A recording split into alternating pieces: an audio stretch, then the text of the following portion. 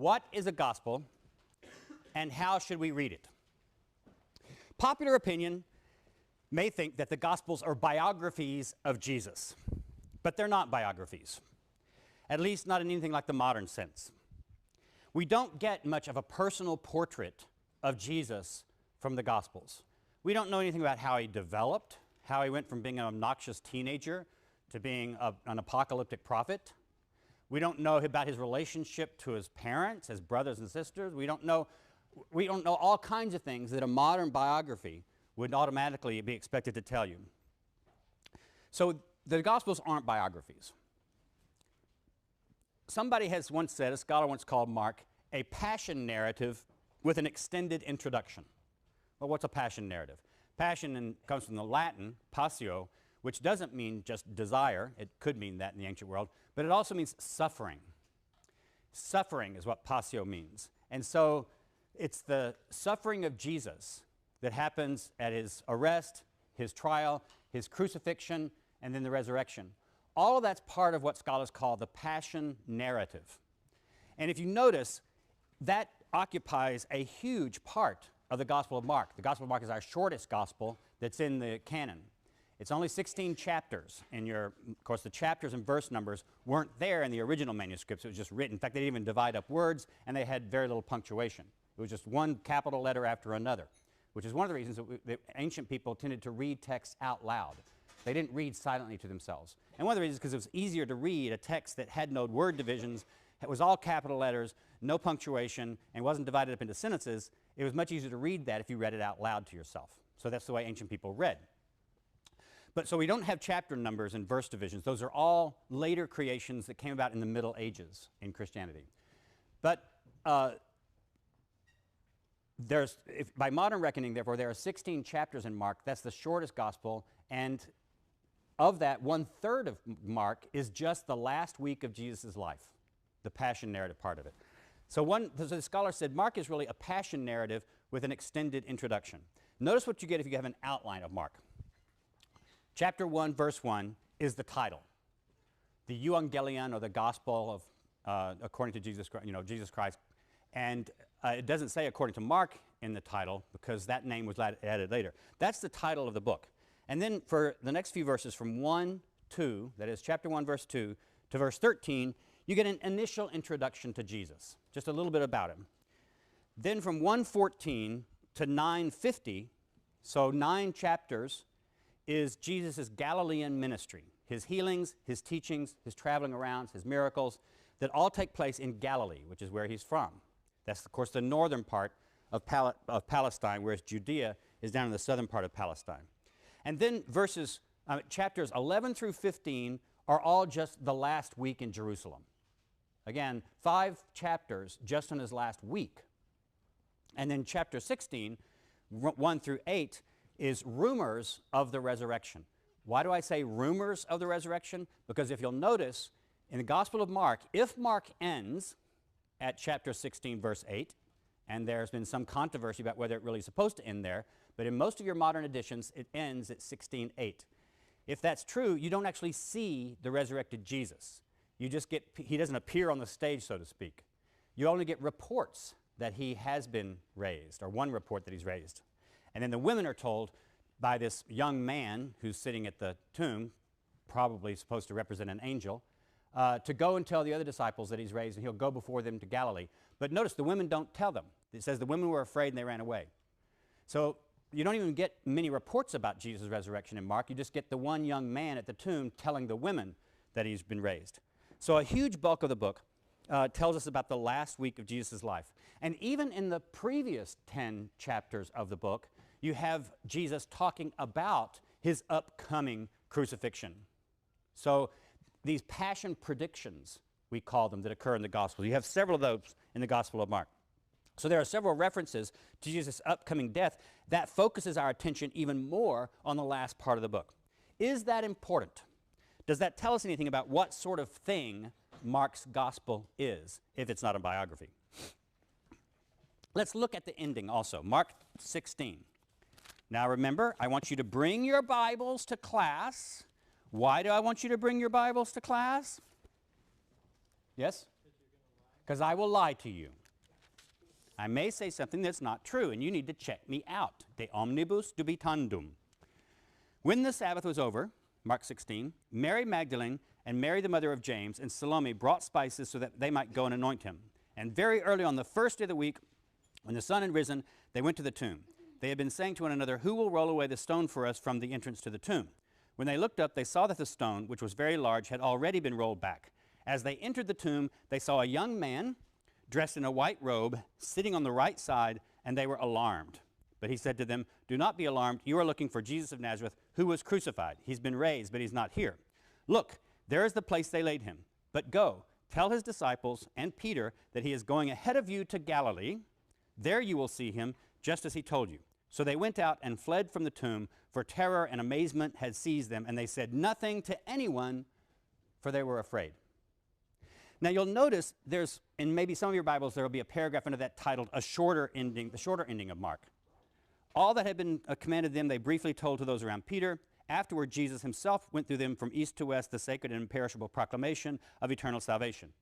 And then you'll notice there's maybe a few paragraphs called by your editors the longer ending of Mark, and it has several verses. I'm not going to bother to read that to you, but if you look at that, the little incidents, several of the incidents in that longer ending of Mark could sound familiar to you if you know the other Gospels, how they end. What scholars now believe is that probably the Gospel of Mark really did end at chapter 16, verse 8. Some people said, well, that's no way to end a book. The women don't tell anything. It just says they were afraid and they ran away. That's it. And even the Greek that it ends in is a very short little sentence that's an odd way to end a book in Greek. So some people, scholars have said, well, maybe that wasn't originally the ending. Maybe Mark was riding along, he got to 16 and he fell over and died of a heart attack. Or maybe he left the manuscript out and some mice ate it, the end of it. Because, you know, you roll up a scroll and you just have the leftover parts at the back. Or maybe it got in a fire and burnt. Maybe the last few verses, the last part of the gospel burnt. Obviously, ancient people had the same sense of uneasiness with Mark ending at 16:8, and what you got in that shorter ending and the longer ending were later compositions of scribes, Christian scribes, who thought you can't end Mark's gospel that way, so they made up those other verses, and they put them at the end of the manuscript they were copying. Because remember, before printing presses, all manuscripts had to be made one by somebody sitting down with a quill and ink and a papyrus and just copying it word by word. So other scribes, when copying this over, must have added that on. In fact, that looks very much like the longer ending. It was scribes who knew some events from the other Gospels, and they took some events from Matthew, Luke, and John, and they stuck them into a little paragraph, and they said, well, that must be the way Mark really intended to end his Gospel. In the 20th century, basically, modern scholars have come to pretty much reject most of those theories, and at least we take the Gospel of Mark as ending at 16:8, even intentionally. But if you do that, then you still have to explain why end a gospel this way. It's not a normal way to end a book, and it's not the way the other gospels end at all. So the very ending of Mark is one of the problems of the text that scholars feel like we have to deal with. This all demonstrates, though, that scholars don't read the Gospels as biographies or as even straightforward accounts of events. Last time I tried to show you how you can't take the book of Acts and Paul's letters as simply being a historical description of what happened, because each of these documents had agendas. These authors had points they wanted to get across. We learned to read these Gospels in the 20th century by using the method of historical criticism. The criticism part of that doesn't mean necessarily being critical of it, that is criticizing the text. It just means reading it with critical eyes, with questioning eyes, with, if you were, doubting eyes in some cases. But what we do is we read these texts not for what they tell us about the events in the past, although you can read this, but we actually read the text as if they were intentional documents written by authors who had points they wanted to make, and they tell the story the way they tell the story because they have a message. The important thing is not what really happened or what lies behind the text for modern scholars most of the time, unless you're doing historical Jesus research, and I'll lecture about that at one period and later. But most of the time we're saying, what did Mark, as an author, want to do? And therefore we say, why would he end the gospel this way if he did that? Now notice, this historical critical method, which is what I'm teaching you in this class, is somewhat different from several other ways of reading text. And I'm not implying by this that historical critical method is the correct method or will give you the correct meaning of the text. I believe that it's perfectly legitimate for Christians, for example, to read these texts to get something religious out of the text for their lives. For personal guidance, for doctrine, for images of Jesus, to help their relationship to God, whatever. That's a perfectly legitimate way, in my view, to read a text, to read it theologically. But a theological reading of the text is not the same thing as a historical critical reading of the text. The historian is what I'm playing my role here in this class. I don't care whether these texts have anything theological to say to you or to me personally. What I care about is what kind of theological message was this original writer intending to give, and to whom was he intending to give it. So the theological way to reading is one way, perfectly fine way, but it's not the historical critical reading necessarily. There are also literary ways of reading these texts, and this has been a very common thing in English departments for people to write an account of the Gospel of Mark. It's been a particularly significant gospel for modern literary people to retell or talk about the Gospel of Mark, do a literary reading of it. And there they're looking for things like the plot of it, the way it accomplishes its story. Are there figures and characters? And what kind of thing does this character represent? Or what kind of thing does this event represent symbolically or literarily? So just as you know how to do a literary reading of a novel, some modern scholars will do a literary reading of the Gospels. It's a perfectly legitimate way to read the Gospels. It's just not the one that I'm going to concentrate on in this class. And there are many others. You could say, I'm going to do a deconstructionist, post-structuralist reading of Mark. And they have been done. You can go buy books that have done it. You can do a structuralist reading of Mark, and those are the dullest ones of all. So there are lots of different ways to read these texts, and I'm going to teach you the historical critical reading, which means certain things. It means we're not going to read the Gospel of Mark through the lens of Matthew, Luke, or John. We're going to take Mark's own gospel as standing on its own. So we're not going to rush off to another gospel or to Acts or the letters of Paul to provide an interpretive clue for how to read Mark. We're going to read Mark as Mark by itself. And that's one of the fundamental rules of historical criticism is don't harmonize different texts in the Bible. Take them each individually. Another one is you have to avoid anachronism. That is, you can't attribute a meaning to the text of Mark that doesn't make sense in the first century in his own context. For example, if you're a Christian, you're going to read some of the Psalms in the Hebrew Bible as being about Jesus, probably. Most Christians do. So when the psalmist says, "The Lord said to my Lord, sit at my right hand and I'll make your enemies your footstool," Christians have traditionally said the first Lord there is God and the second Lord is Jesus. And this is an Old Testament reference to God the Father and God the Son. And this is a Christological psalm. That's a theological way of reading the psalm. It doesn't pass the test of historical criticism because historians will point out, look, the original psalmist didn't know anything about Jesus. He wasn't prophesying about Jesus personally. He was talking probably to the Davidic king. The psalms meant to talk to David or to David's descendants who sit on the throne of Judah.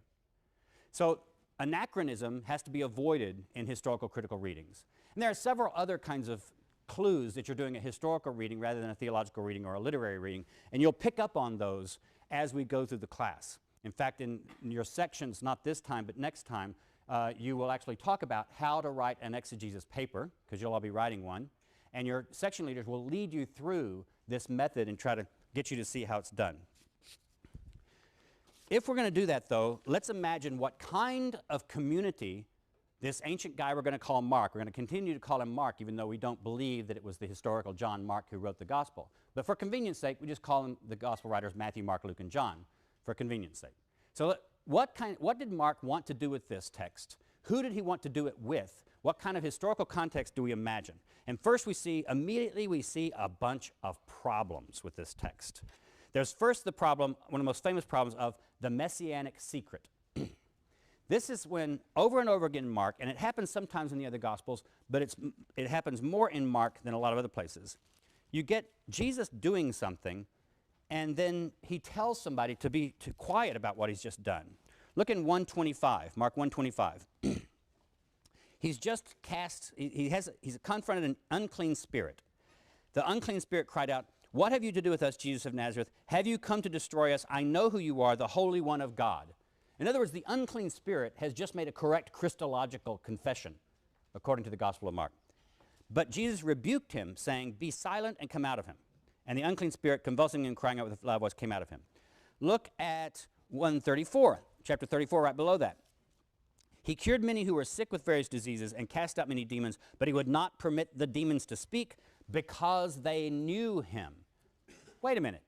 If Jesus is going around and we're supposed to think that he's announcing that he is the Messiah, the Christ, when people recognize this, why doesn't he let them speak? Why does he tell them not to speak? And so he does this with demons a lot, but it's not just demons that he commands to silence. He also does it to people. Look at 143. Immediately the leprosy left him, this man, verse 42, and he was made clean. After sternly warning him, he sent him away at once, saying to him, "See that you say nothing to anyone, but go show yourself to the priest, offer your cleansing, what Moses commanded, as a testimony to them." So it's a testimony to the fact that he's now no longer a leper, but he tells the man, don't tell anybody about the miracle. 553. Now also, notice what happens right below that in verse 45. But he went out, the man did, and began to proclaim it freely and to spread the word, so that Jesus could no longer go into a town openly, but stayed out in the country, and people came to him from every quarter. So Jesus does some great act. He tells the person, the demon of the person, don't tell anybody. The person goes out and tells people anyway. It's a pattern. So this is what we call, one of the old theories about the Messianic secret was a modern scholar in the early 20th century said, well, here's what happened. The disciples of Jesus, to say the writer of the Gospel of Mark, knew that Jesus wasn't proclaimed openly and widely as the Messiah during Jesus' own lifetime. He was proclaimed as the Messiah by Jesus' disciples after his death. So why didn't all these people recognize Jesus was the Messiah during his lifetime? And so the scholar said, well, the writer of the Gospel of Mark decided it must have been because Jesus kept it a secret. Jesus wanted to keep it a secret. Now, the problem with that theory is, can you pick out the problem with that theory? The reason we have the Messianic secret in Mark is because people knew that Jesus was not openly proclaimed as the Messiah during his lifetime. So this was a literary device to explain why Jesus wasn't known in his lifetime is because Jesus kept it a secret. What's wrong with this theory? Yes, ma'am.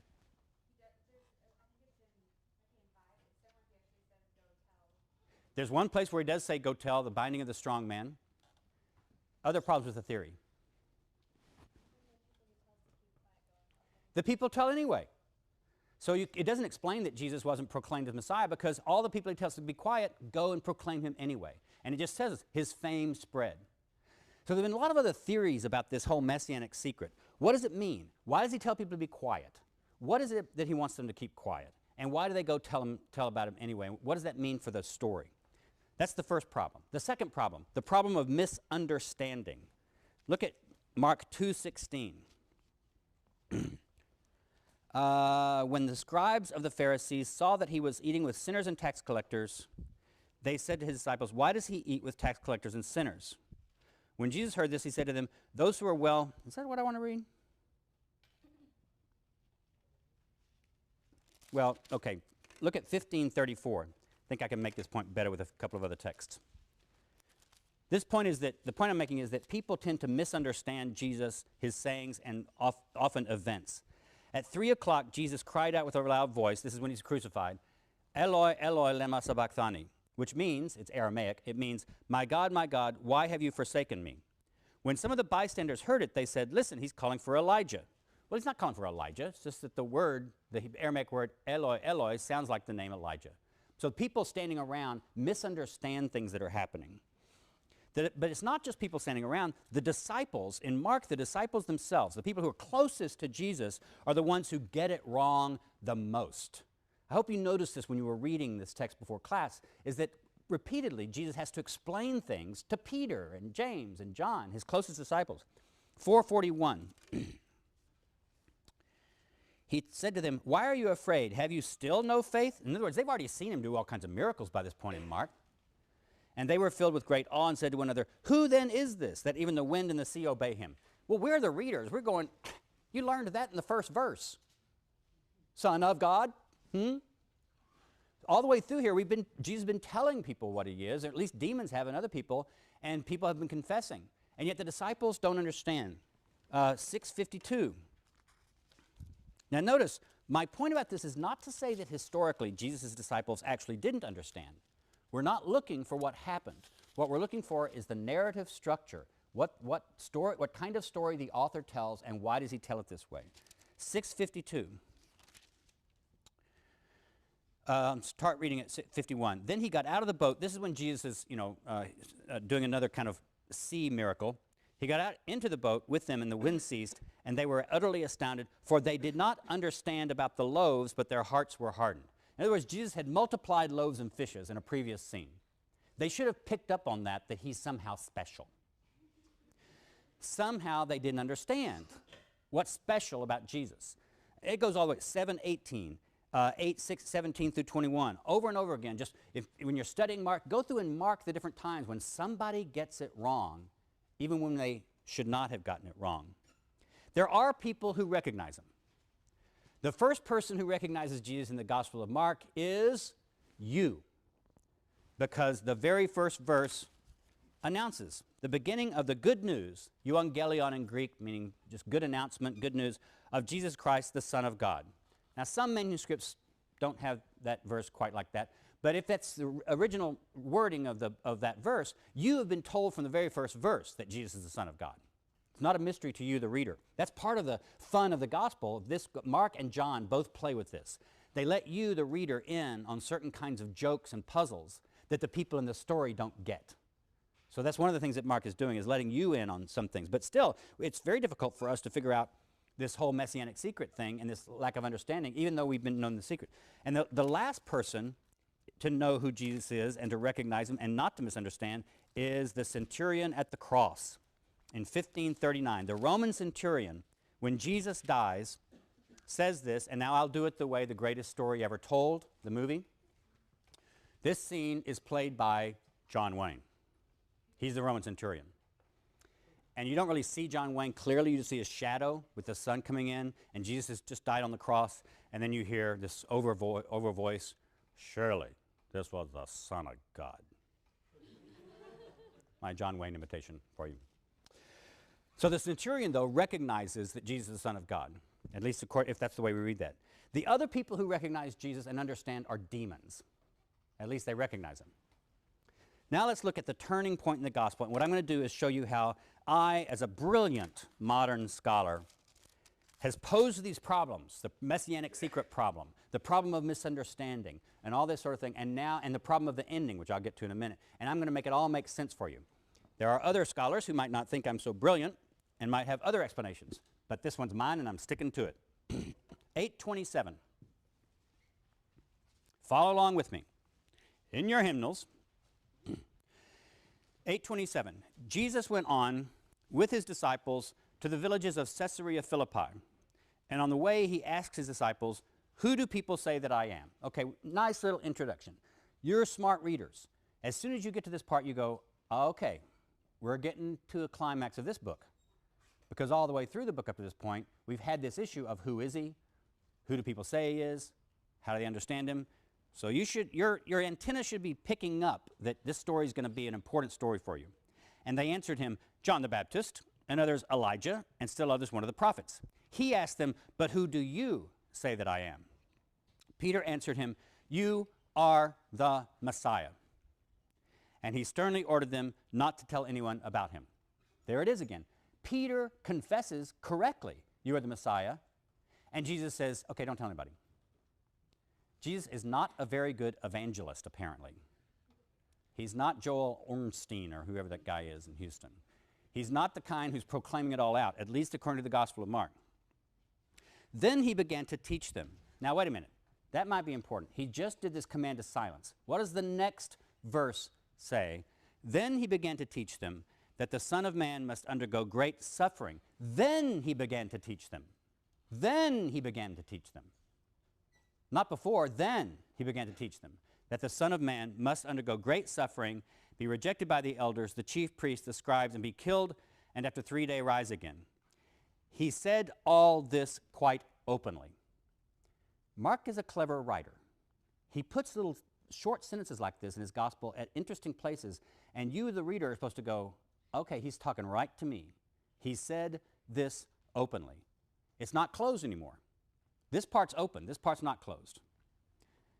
but it's not going to be the end of the problem. And Peter took him aside and began to rebuke him. But turning and looking at his disciples, he rebuked Peter.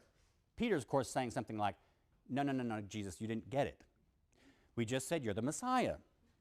The Messiah doesn't suffer and die on a cross. The Messiah comes with angels and rules the world. The Messiah overthrows the Romans. The Messiah sets up the new reconstituted Israel, and all the nations will flock to Jerusalem now. You're the Messiah. That's what you do. No, you don't suffer and die. That's not what Messiahs do.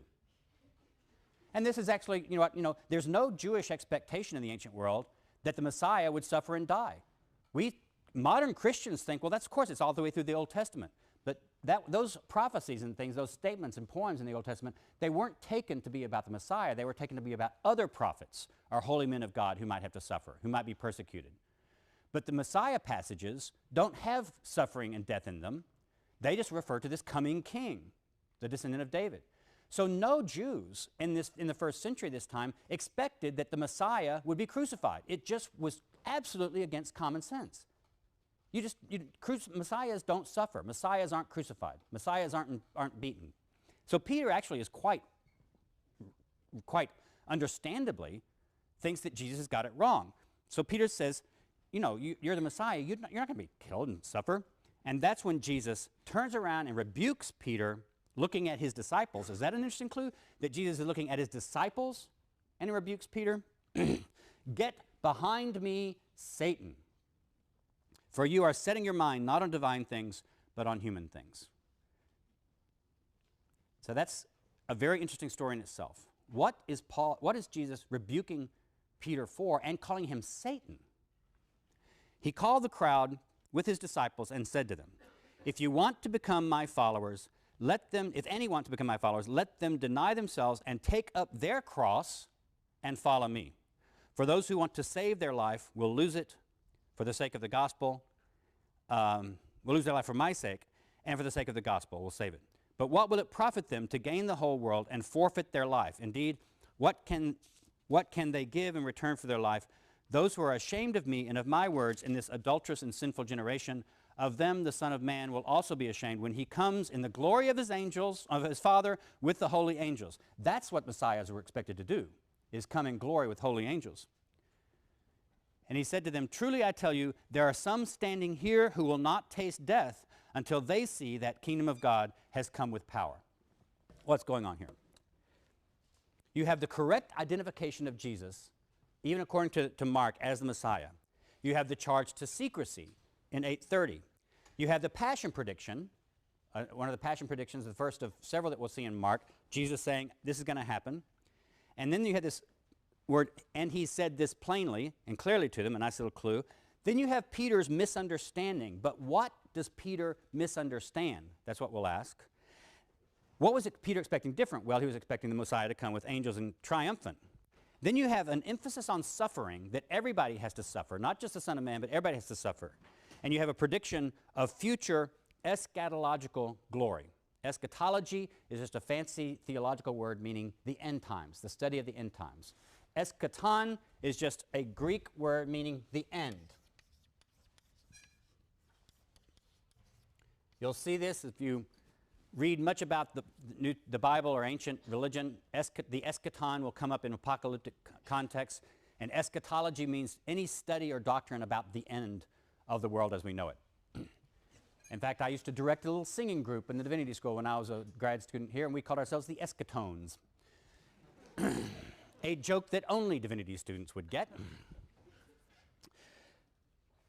So the prediction of the eschatological glory that comes after the suffering, and then right after that, 6:2, 6 days later, Jesus took with him Peter and James and John, led them up to a high mountain apart by themselves, and he was transfigured before them, and his clothes became dazzling white, such as no one on earth could bleach them. And they appeared to them Elijah with Moses, who were talking with Jesus. Peter says to Jesus, Rabbi, it's good for us to be here. Let us make 3 dwellings, 3 tabernacles, 3 tents. One for you, one for Moses, and one for Elijah. He did not know what to say, for they were terrified. Then a cloud overshadowed them, and from the cloud there came a voice, this is my son, the beloved. Listen to him. Suddenly, when they looked around, they saw no one with him anymore, but only Jesus. The next verse. And they were coming down the mountain. As they were coming, he ordered them to tell no one what they had seen. Again, that secrecy motif. Until the Son of Man had risen from the dead. And again, an emphasis on death. What's going on with all this? What's going on is that Mark is trying to make an important point, maybe even to his fellow believers at the time. Apparently, what Peter doesn't understand about Jesus is that Jesus has to suffer and has to die. And if that causes a redefinition of Peter's notion of what a Messiah is, so be it. Peter needs to work with a redefined notion of the Christ, the Messiah, if he doesn't include the necessity of suffering in that notion. Let's imagine the context for this kind of message. The rapid-fire style of Mark is one of the, if you notice, did you notice how many times immediately is used, the word immediately? The writer of the Gospel of Mark needed a good Yale College editor or a writing tutor because it's kind of a rapid fire. It's not written in very good Greek style either. It's rapid fire. He says, immediately this happened, then immediately this happened, then immediately this happened. You get the idea reading the Gospel of Mark that the narrative is pulling you along, is shoving you along, is rushing you along. That's actually part of, I think, this apocalyptic style of Mark, because the Gospel of Mark is also apocalyptic in its message. It talks about angels coming at the end. It talks about a big war that's going to happen. So you have demons and the battle of Jesus with the strong man, another apocalyptic story. You have the emphasis on suffering and persecution, and that's a common theme of Jewish apocalyptic. Not that the Messiah would suffer, but that the Jews themselves might have to suffer before the fabulous kingdom of the end time. Remember, you saw it in Daniel when we read Daniel 2 classes ago. Daniel predicts suffering for the righteous, and only after the suffering would you have the goodies, heaven, the kingdom of God. Now we'll look at Mark 13, and we're going to analyze it pretty carefully, because, again, some of these things will come into play. The basic message I'm saying is that people misunderstand about Jesus is they misunderstand the necessity of suffering that must be there before you, it must precede glory. Yes, God promises them glory. They're going to be glorified in the end. They're going to win in the end. But they have to go through a period of suffering. Jesus is the first one who does this. He accepts suffering and death before he himself is glorified, but the glory will come. It has to be preceded by suffering. But Jesus also in Mark tells the disciples over and over again, you also will have to suffer first, but if you endure, you will experience glory also. Look at Mark 13. As he came out of the temple, one of his disciples said to him, "Look, teacher, what large stones and what large buildings." And Jesus asked him, "Do you see these great buildings? Not one stone will be left here upon another. All will be thrown down." So he's predicting the destruction of the temple in Jerusalem. When he was sitting on the Mount of Olives opposite the temple, Peter, James, John, and Andrew asked him privately, "Tell us, when will this be, and what will be the sign that all these things are to be accomplished?" Then Jesus began to say to them, "Beware that no one leads you astray. Many will come in my name and say, 'I am he,' and they will lead many astray." So, false prophets. Jesus predicts there'll be false prophets, maybe even false messiahs, although he doesn't use that term here in Mark. It will occur in other places. When you hear of wars and rumors of wars, do not be alarmed. This must take place, but the end is still to come. So just when times are bad and there are wars, that's not necessarily the end yet. You've got to have fear of those. For nation will rise against nation, kingdom against kingdom. There will be earthquakes in various places, famines, but it is the beginning of the birth pangs. As for yourself, beware, for they will hand you over to councils. You will be beaten in synagogues. Again, this theme of suffering. So you have all these terrible cosmic events, terrible wars and disasters, earthquakes and all that sort of thing. But also, he says, you're going to have to suffer. They're going to hand you over for persecution. In 13:10, and the good news must first be proclaimed to all nations. So Jesus is predicting that before the end comes, his message, the gospel message, will be proclaimed all around. And even though you have worse things happening, 13:12, brother will betray brother to death, a father his child, and children will rise against parents and have them put to death. And you will be hated by all because of my name, but the one who endures to the end will be saved. In other words, familial divisions even. The households will be torn apart by the suffering, by the conflict. And then 13:14, but when you see the desolating sacrilege set up where it ought not to be, now here's one of those little phrases, let the reader understand. The author is giving you a very, very clear clue that this is when you really better be paying attention. Let the reader understand. When you see the desolating sacrilege set up where it ought not to be. Have we heard that before? The abomination of desolation is the King James English translation of it. The desolating sacrilege is often where it's translated in more modern Bibles. It all refers to the same language. Where have we heard about the abomination of desolation being set up where it ought not to be set up before? Daniel. The words come right out of Daniel. They occur of course, Daniel was written in a combination of Hebrew and Aramaic, and this is in Greek, but this is the Greek translation. You have it in Daniel 9:27, Daniel 11:31, and Daniel 12:11. So this Jesus has read his Daniel. And then you have warnings and woes, verses 15 through 13. So you have all this stuff. But now, what happens after that? The one who on the housetop must not go down into the house to take anything away. The one in the field must not turn back to get a coat. Woe to those who are pregnant, to those who are nursing infants in those days. Pray that it may not be in winter, for in those days there will be suffering, such as not been from the beginning of creation, that God and never will be. And if the Lord had not cut short those days, no one would be saved. Now notice, we're not getting any more historical events here. We're not getting any more stuff happening, except right then he says, if anyone says to you, look, here's the Messiah, or look, there he is, do not believe it. False messiahs, false prophets, so there's more false messiahs than false prophets.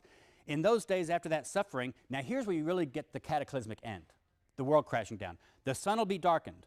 The moon will not give its light. Stars will fall from the skies. The powers in the heavens will be shaken. Then you will see the Son of Man coming in clouds with great glory and power. Then he will send out the angels and gather his elect from the four winds, from the ends of the earth to the ends of heaven. When does it happen? Right after the abomination of desolation is set up where it ought not to be. What is the abomination of desolation? Well, we don't know. Obviously, if Jesus is reading Daniel, and this is where it's getting this, he also believes that something's going to happen in the temple. The author Daniel believed it was something that Antiochus IV Epiphanes maybe sacrificed a pig on the altar, or he desecrated somehow the altar and the Holy of Holies in the temple. Jesus doesn't believe that that event was the end event, as Daniel thought it was. Jesus is predicting that this is going to happen. Something's going to happen in the temple that's going to be so awful, and it's going to be an abomination. And once that happens, then all hell breaks loose. And when all hell is broken loose the worse, then the Son of Man will swoop down in the clouds with angels and put a stop to it all. That'll be the glorification. So when does this happen? Well, Mark has told us one thing. It's going to happen during your own generation. Jesus has said, this generation will not pass away before this stuff happens. The apostles asked him. So he said, well, it will be within a generation. Then he says, now nobody's going to know the exact time, but once you see the abomination of desolation set up in the temple where it ought not to be, that's when it's going to happen. Now, did this happen? Well, we're not narrated anything about it. What does Mark not narrate in this section that we as historians know happened with the temple? What? What does he not narrate happening? It's destruction. Jesus predicts the destruction. Jesus prophesies about destruction. But Mark doesn't tell us that the temple in Jerusalem are destroyed. He doesn't tell us explicitly about the Roman armies led by Vespasian and Titus surrounding Jerusalem and besieging it for 2 years. He doesn't tell us that in the year 70, the Romans actually did take Jerusalem and burn the temple, destroy the temple. If Mark knew about that, why didn't he tell us about it? This is why a lot of scholars believe this is exactly like Daniel. Remember how we said, how do you date Daniel? You figure out when has his history gone right, and when does his history not go right anymore? And if you applied that same standard of test to this text, what you've got is a prediction of the temple destruction, so at least the writer knows that it is likely to happen. He can see it happen in the future, but he doesn't narrate it happening. Yes, sir? I was wondering if you could comment on the version I have has generation translated also as race. Yes. Conservative Christians know that more than one generation has happened since that time, many, many, many generations. They've taken the Greek word translated here as generation, which I think is the right translation, and they say, well, if you can take that to mean race of people. And of course, what race would they then be referring to? the Jews. And so conservative Christians who believe this has to be an accurate prediction of something that's going to happen in our future also translate that as race, or say the generation doesn't refer to a generation of time of 40 years or so. It means the race of the Jews. As long as there are Jews in existence, then this thing can still go on and hasn't happened yet. So that explains the translation. Quite frankly, I think the translation is just wrong. Because it seems to me that what Mark's intention is to put some kind of time limit on this. He's trying to get his readers to see a time. Well, if you just say the race of the Jews, then that doesn't give you any sense of time. Do you have a question? Okay, so where are we now? I think what's going on is this. Let's just imagine this happening. 16:1 through 8 I've already read. And what happens in 16:1 through 8? The women are told that Jesus has been raised from the dead, as Jesus predicted he would be. And the young man tells the women, go tell his disciples that he will go before them to Galilee. Go meet him in Galilee. And in fact, earlier in Mark, in one of these sort of passion predictions, Jesus had told the disciples, once I'm dead, and I will go before you to Galilee, implying that they're supposed to follow him to Galilee. But then 16:8 ends. One possible reconstruction for all this, and this is just an interpretation put out by some scholars, accepted by some, rejected by a whole lot of others. What if Mark himself is writing right before the year 70? He knows, maybe he's even writing in Galilee himself, or in some place close to Galilee. And he knows the Roman army went through Galilee first in the years 66 and 68 and destroyed lots of stuff, and they won their battles against the Jews in Galilee first. And they run through Galilee on their way to Jerusalem. They get to Jerusalem around 68, and for 2 years they're besieging the city of Jerusalem. What if Mark is written right at that time, before Jerusalem had actually been taken, before the temple had actually been destroyed, because he has Jesus predict, like Daniel predicted, some abomination of desolation happening in the temple, but we don't know of anything like that really that happened as a historical event right then. The temple was simply destroyed by the Romans. They didn't, as far as we might think, well, maybe he thinks that they're going to set up a Roman standard there or do something, but we're not narrated what actually happened. In this scenario, Mark writes his gospel with this message. Things are going to get a lot worse before they get better. And just like they got a lot worse for Jesus before they got better, they're going to get a lot worse for us before they get better. And you need to be prepared, because if you think that the Romans are going to win and we're all going to be carried off into slavery, you don't have the right faith. Jesus told us this. Jesus told us it wouldn't be all pie in the sky by and by. It wouldn't be all good stuff. We're going to have to suffer just like he suffered. And he writes this gospel message that over and over again has Jesus saying, suffering must precede glory. Suffering must precede glory. He even has Jesus predict around the time when all this will happen. When you see Jerusalem, if Jerusalem is surrounded by Roman armies who are pagans, you can pretty well guess that something's going to happen. So I believe that the Gospel of Mark may have been written right before 70 or right around 70, but the destruction of the temple has not sunk into consciousness yet or is not known to happen. And maybe even Mark himself and his disciples are themselves in Galilee. Maybe this is why he says we're supposed to be in Galilee waiting for Jesus, and then he will appear to us. When all is worse, when it just seems like everything couldn't get worse, I tell you, he's going to come in on the clouds. And he'll destroy the Romans, and he'll set up the kingdom of God. If he's doing this, it makes a lot of sense for the document also ending where it ends. It says, tell them to go to Galilee and wait. And Jesus goes to Galilee to meet them. In a sense, Mark's telling his readers, all we have to do is stay here, and he'll come for us. That's one historical reading of the Gospel of Mark that places it in one not provable time. Some scholars believe Mark was written in Rome. Some people believe it was written after 70. I would say if Mark was written after 70, very long after 70, I would clearly expect him to narrate the destruction of Jerusalem and the destruction of the temple as Luke does. When you read Luke, who used Mark as one of his sources, you'll notice that the writer of the Gospel of Luke uses this passage out of Mark and he edits it to add in the destruction of the temple before Jesus comes back. The reason? Because the writer of Luke knew that the temple had been destroyed. Why doesn't Mark tell about it? Because he doesn't know yet that it's been destroyed.